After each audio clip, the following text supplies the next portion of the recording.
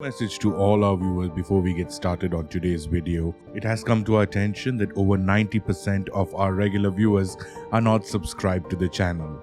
We request you to please click the subscribe button and also the bell icon so that you can be notified when the next video from Mythology is out.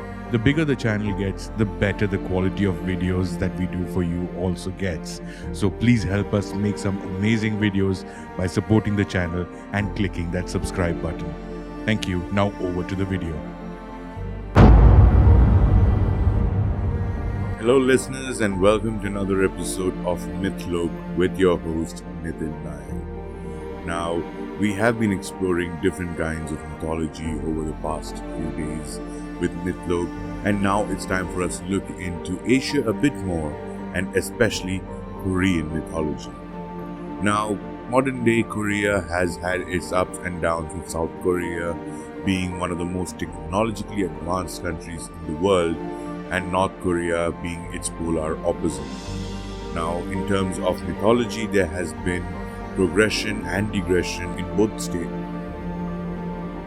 In North Korea, primarily because of the communist mindset, which actually brings about a kind of total disregard for mythology, where it's practiced and it's passed on from generation to generation only in very small rural pockets, where no one actually wants to take pride in their mythology and actually go about propagating it to the rest of the world.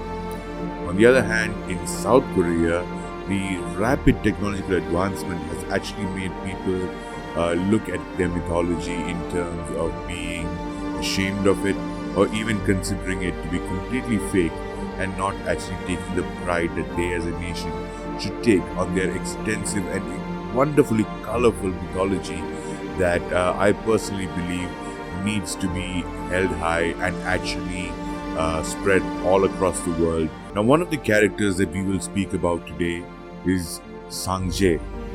Now, Sangjae has many names, including the Heavenly King and the God of Heaven. He's also referred to as Korea's version of Zeus or Odin, who is the supreme father figure in terms of mythology and the cosmos. Hwang-in or Sangjae was a god transformed himself from the sky to the land of the shallow sea, which is a metaphor for having the saying that he became from being god of the sky, he became god of the earth. There he and his hundreds of other people descended, claiming to be descendants of Biksu and Biksan. Now, these are again other gods of Korean mythology on whom we would discuss much more in detail as we go along.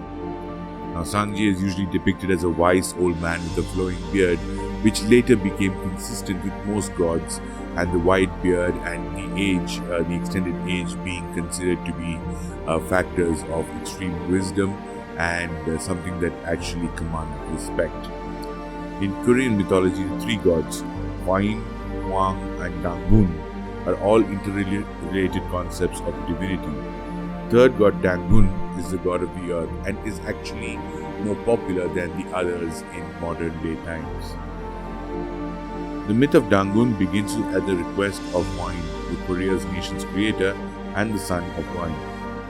Upon being sent to earth, Hwanung was given 3 heavenly seals and accompanied by thousands of followers. He's also the father of the other important deity, Dagun. So, Dagun, who is the most popular one, actually has his history tied up with his father and his grandfather, Hwain and Hwanung, who are actually also being depicted as his brothers in various other texts. So the interconnectivity of all these major deities is what brings to Korean mythology its wonderful complexity and its extremely intrinsic nature, in which all the stories are bound to each other. Now, the same deity that we refer to as Sangjae is also known as Haneulin or Haneul. He is the sky god of Junganism and Churunism, and is also known as Haneul or Cheon. So the whole concept of having these different names is based on the different territories and the different regions in which he was worshipped. In the more Taoism-oriented parts of these religions, he is referred to himself as Okwang Sangjae. Now, many of Sanjay's abilities are comparable to his counterparts in other mythology, which is of the sky god.